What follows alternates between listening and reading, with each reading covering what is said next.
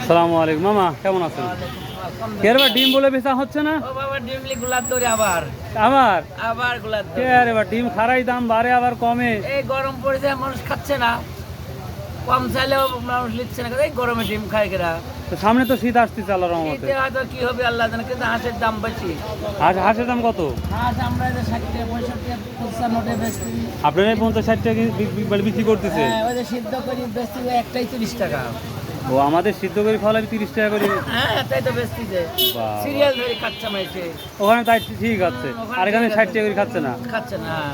তো আমার কতদিনের মধ্যে ডিম ভালো বিক্রি হবে? শীত তো চলেই আসছে প্রায়।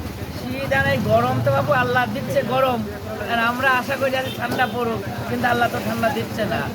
আগে আশ্বিন মাসে ছিনছিন করে, গা চিনচিন করে, এখন গরম শিনশিন করে। গরমে ছিনছিন করছে শরীর। প্রিয় দর্শক, কারো ডিম লাগলে আপনারা চলে আসেন ডিম হাটা। আমার মামা অল্প দামে ডিম বিক্রি করছে। জি।